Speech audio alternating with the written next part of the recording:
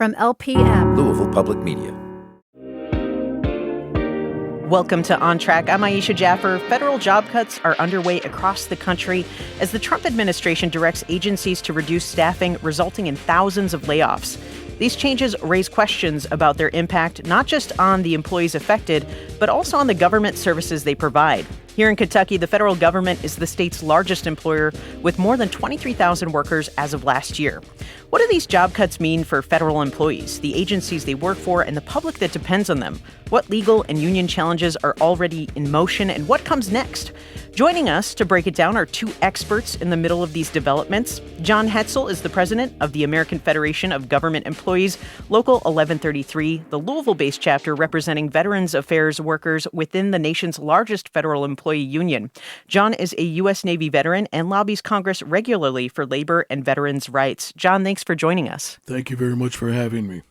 We are also joined by Whitney Raley, an attorney with Legal Justice at Work, where she represents federal employees nationwide in labor and employment cases. She previously served as a labor and employment attorney for the Jefferson County Attorney's Office, the U.S. Department of Veterans Affairs, the Office of Personnel Management, and the U.S. House of Representatives. Whitney, thanks for being on track. Thank you for having me. Whitney, starting with you, do you believe these job cuts are legally justifiable, or are there grounds for mass reinstatements through legal challenges? Sure. I think that's a wonderful question. And as we're seeing right now, there have been lots of legal challenges, whether that's through filing claims through the administrative appeals process with the Merit Systems Protection Board, and even going to federal court. And what we've seen so far from those decisions is that, for example, MSPB has recently ruled that at least appears that a stay is warranted because it appears, at least at this point, that the terminations were not legal. My partner and I often talk about a rose by a different name is still a rose. And this appears, while they're calling them probationary terminations, that it's in fact a constructive reduction in force without following those procedures. So we've heard that probationary employees are being targeted for job cuts, but are there other specific groups at risk? And if so, like what criteria are being used to determine who stays and who goes? So what we're seeing is it appears that folks have been terminated indiscriminately. And what we're also seeing is that typically people think a probationary employee as someone who just started less than a year ago. But this is also people are getting caught in a dragnet who have worked for the federal government for a long time, but maybe switched jobs. We're talking to people who recently were promoted. And so that's why they're in a probationary period, even though they have 15 years of federal experience.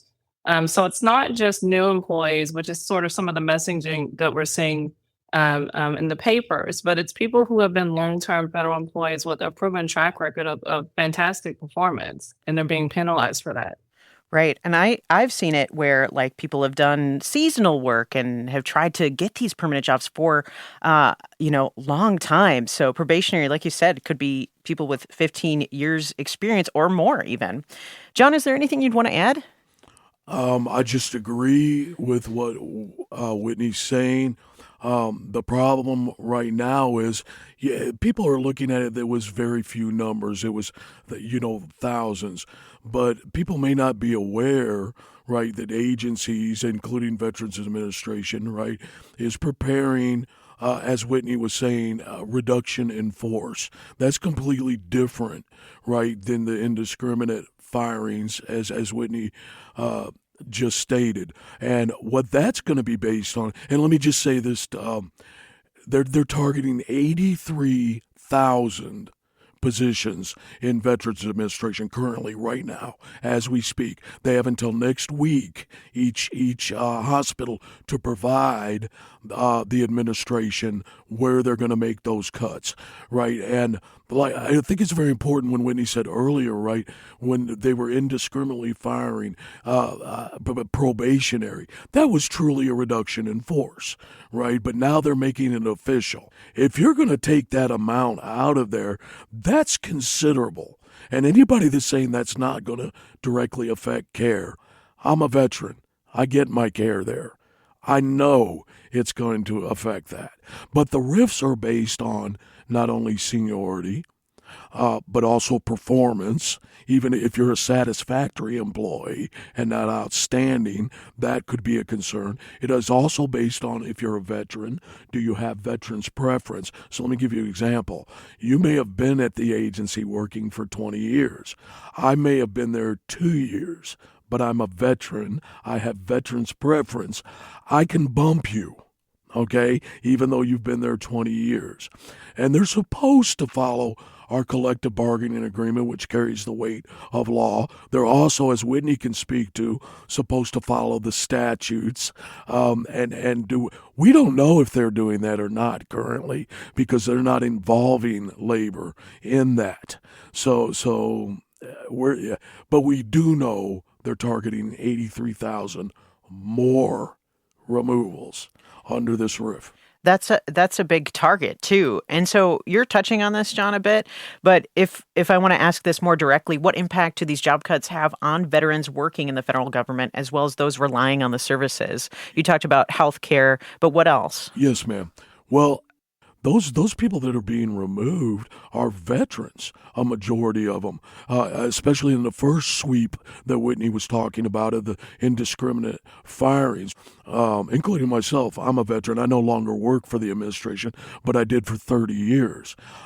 But we're talking about combat decorated veterans that are being removed from Veterans Administration service. And I can tell you, as a veteran, veterans love nothing more than being cared by fellow vets because they understand us and where we're coming from.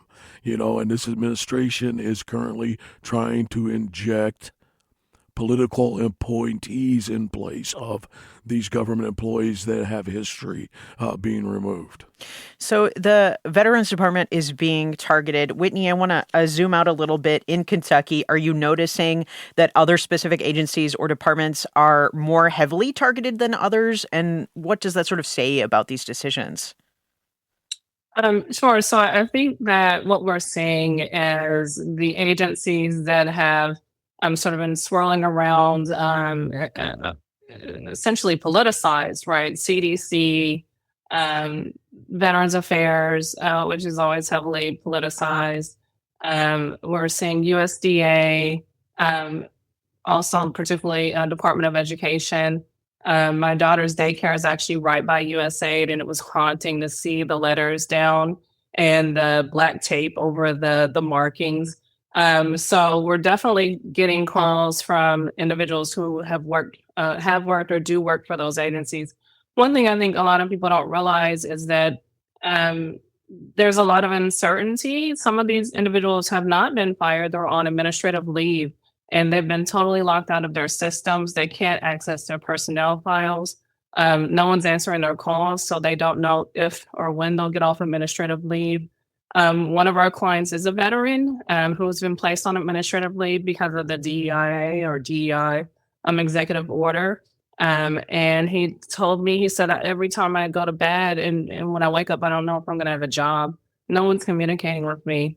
And with him being a veteran and already having PTSD, he told me, he's feeling suicidal.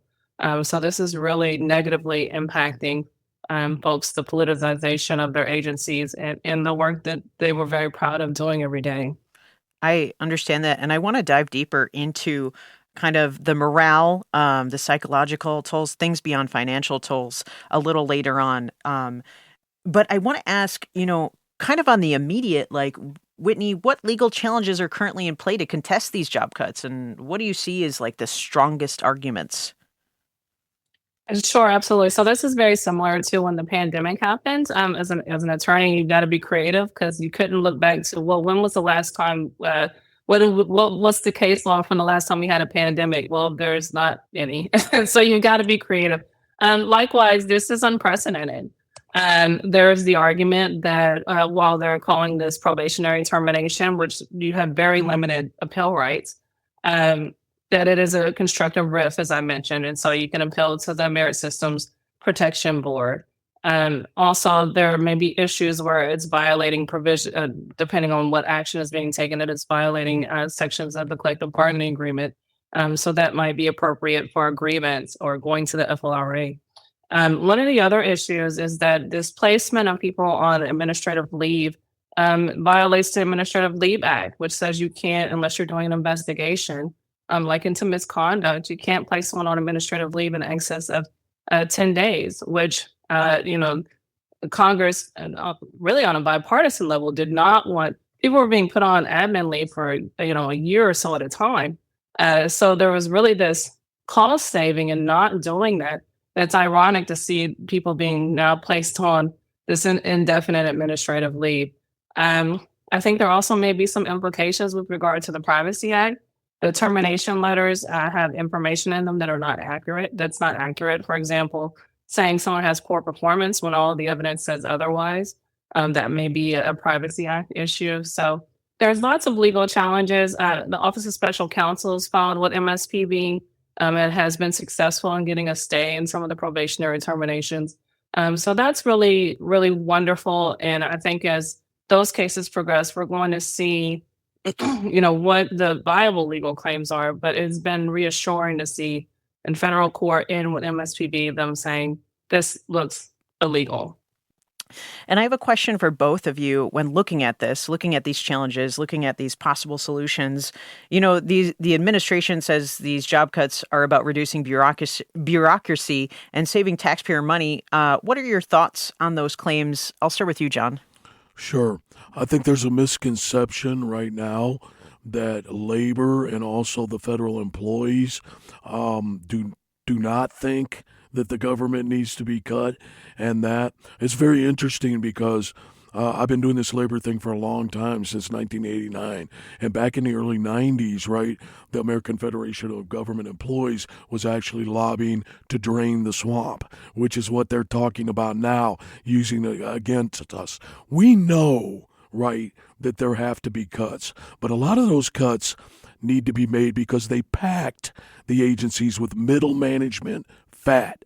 Managers managing managers, assistants to the managers. What we have seen so far, and I think Whitney would agree with this, is mostly frontline employees are being removed. When they're saying this is designed to get all of that middle management fat out. I have yet to see one manager or senior executive that has been placed on administrative leave or removed. So it's harming the bargaining unit in an inappropriate manner. Whitney, is there anything you think about when you think about those claims? What do you think they mean? Sure, absolutely. So, I think when it comes to government, you really need to measure twice and cut once. And just taking VA, for example, Veterans Affairs has about 400,000 employees. When you're talking about cuts and where the cuts need to be made, that should require a significant amount of analysis and talking to folks who are on the front lines, who know what these jobs are, what people are doing, and where there can be cost savings. I think where we're seeing the issues now is that it doesn't appear that any analysis was done. And I know there's been a lot of talk about taking, a sledgehammer or a hatchet to it or a chainsaw. But that's what we're seeing. So I'm not clear on how there is going to be cost savings because I see on the back end the legal issues, the liability issues. I've met with clients who we were about to file an appeal for them. And they said, oh, wait, no, I've been rehired. Well, firing someone and rehiring them, that's wasting money. So I'm not quite clear on how there's cost savings. I think that remains to be seen. I think to the extent that there's some savings up front, there's going to be a lot of liability on the back end. We'll be back with more after the break. You're on track with Louisville Public Media.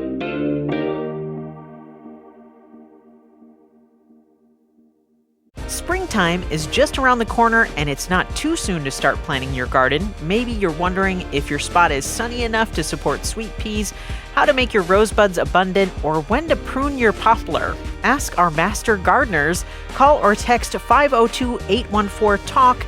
That's 502-814-8255 with your questions for On Track's Spring Gardening Show.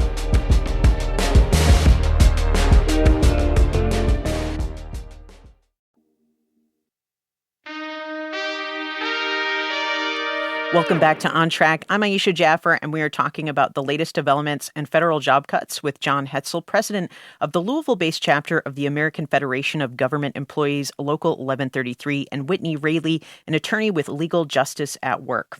Now, Whitney, you talked about sort of like getting these emails. There's confusion, confusion on legitimacy. There's stress, uncertainty, total toll on mental health. How is this affecting workplace culture, employee decisions? Like, are people looking for exits, or are they still hoping these job cuts could be reversed? Sure. I mean, absolutely. Being here in DC, I see it just walking my kids to school. I see the somber mood. I see people who are on the street crying. They've lost their job, or they're afraid they're going to lose their job. And these actions are being taken at such a level that even their supervisors have no idea what's going on. So they don't have anyone to go to with any authority who can tell them, yes, this is going to happen, or no, it's not. And DCs are expensive. I've talked to folks who have moved up here, rented apartments, and now they're not sure if this is going to lead to their total financial ruin. So it's a very scary time for people. I've also talked to individuals who were on maternity leave. They're at home with an infant, and they're getting an email saying, hey, you're fired for poor performance. And they're on maternity leave with their infant. And they don't know how they're going to get a job with an infant or for childcare. Likewise, I've had individuals who have taken their kids out of childcare because they've been fired or they're going to be fired. And then they get a call to say, hey, you're hired back, come in tomorrow. And they don't have childcare. So it's a lot of chaos in people's personal lives. It's just been very devastating. Yeah, it sounds like, and John, maybe you can speak to this, that there hasn't been, like in these emails, any sort of clear transition information or like clear service of assistance in this kind of unwavering time.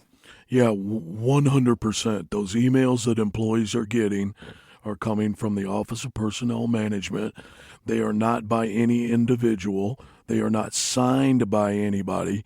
It's cruel and unusual because employees are getting these emails on the weekends, at night, when they are not at work. So it's keeping them in a constant state of chaos, even during their off time.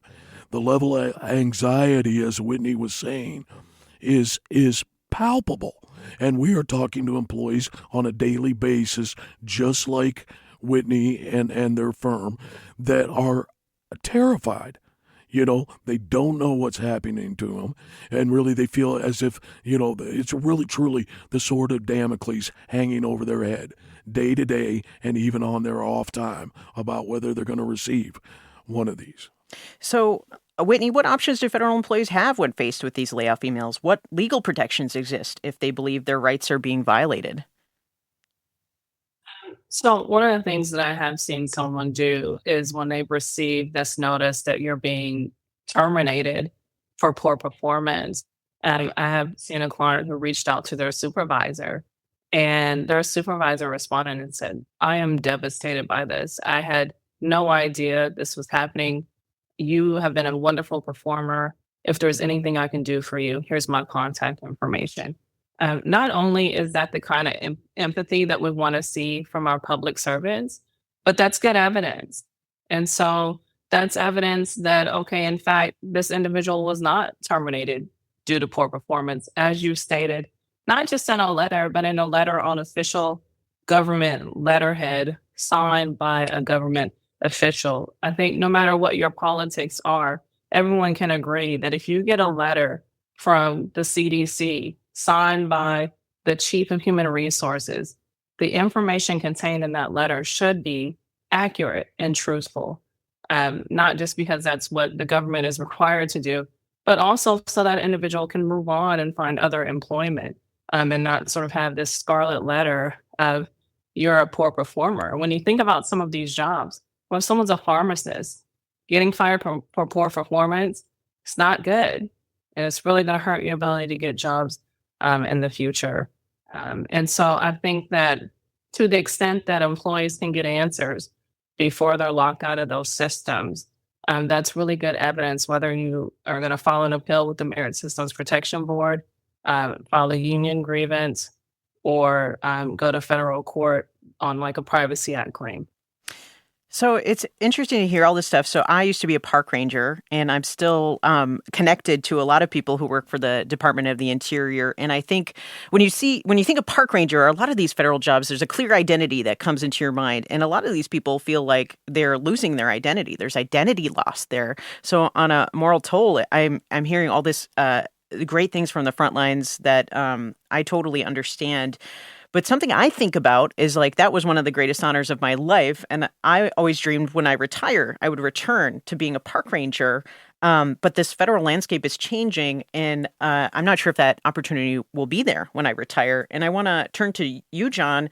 What do you think what do you think the long-term effects could be on the changes on all of these changes that are happening? What effect might it have on government operations and efficiency? Sure. I think one thing people don't know, right, for the government and also to break it down like at the VA itself is kind of the cross-pollination of departments. I'll give you an example. VA employees, when they receive their paycheck every 2 weeks, that does not come from the VA. That comes from DFAS, the Department of Financial Service. So if they are cut, it affects how employees get their check. It's the same within the hospital. Right? If you cut certain positions, example, if you cut a sterile processing technician, right, that cleans the instruments that go up to the OR, so the doctors and nurses. So it's a chain reaction, right? Not only just within agencies, but within the federal government as well. And I think the current administration is saying this is not going to affect services, right? Tell me how riffing 83,000 Veterans Administration employees is not going to affect my care or the care of millions of veterans. And the population is growing, right? So we're going to put it back 6 years, staffing. It's impossible. The numbers don't add up. Whitney, anything to add? Yeah, no, I absolutely agree with that. And I'm also a former federal employee, and I was very proud of my career, and I was able to do a lot of really wonderful things. And I don't see how you can cut all of these jobs and not have a negative impact on government services. I mean, just from the start of hiring someone, processing all of that paperwork and the background checks, and then getting them set up with their desk, and who's going to set up their computers, and who's going to get them their ID card, and all of those things that all comes together, works together for really government efficiency. It may appear on the outside that it's not efficient, and certainly there are some things that could be fixed, but this is a tried and true system that we have. And when we go and we want our government services and you want your Social Security check, it comes on time. There are people behind the scenes who are doing that, and they're doing the work proudly and quietly. So how do we as a community respond to the impact these federal job cuts are having on federal workers and government services? I think we could all do well to be empathetic and kind to one another. I think this has been very much politicized, but these are your neighbors. And it's not just people who work directly with the federal government, it's contractors. It's, here in DC, my local coffee shop, where many federal employees go and get their coffee in the morning that may not make it because so many individuals have been terminated or who have left the area. So I think coming together as a community to say thank you for your service as a public servant is one of the main things we can do. Here in DC, as people are being locked out of USAID, there were people outside clapping for them. And I think showing more acts of kindness like that is so key in a situation like this. John, anything you want to add? 100% agree with her. Also, I think education. Knowledge is power. People don't really know what's going on. Of course, labor is doing rallies all across the country right now to raise awareness for this. And unfortunately, the other component is the litigation, like Whitney was talking about. Of course, AFGE has filed litigation on every major executive order that's come out that affects the employees right now, in addition to like civil things that law firms are doing. And of course, AFGE also has national level grievances on all these issues, but it's a shame that we have to tell federal employees they have to wait that long. Well, thank you so much, John. Thank you so much, Whitney, for being here again and sharing your knowledge and experience on track. Thank you. Absolutely. Thank you. John Hetzel is president of AFGE Local 1133, representing VA workers in Louisville as part of the nation's largest federal employee union. And Whitney Raley is an attorney with Legal Justice at Work, representing federal employees nationwide in labor and employment cases. And we asked you to weigh in if you're a federal worker affected by these cuts. Here's what one of you had to say. My name is Melinda Townsend Breslin. I'd come into HUD last summer. It was a career goal that I'd really worked towards, and I felt honored. As January rolled around, we knew that changes were coming, and we were hearing different things constantly. And then it came down to February 14th, and my director called me that morning to say that I should be expecting a termination letter, that they were going to terminate all of the probationary employees in our division.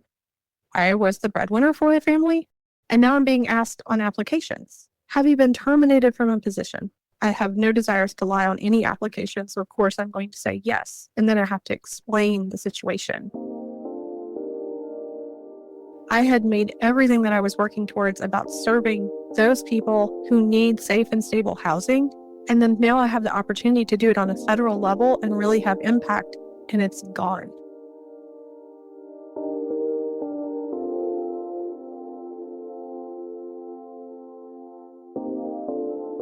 On Track is a production of Louisville Public Media. The On Track production team includes Michelle Tyreen Johnson, Jacob Munoz, Alex Biscardi, and Laura Ellis.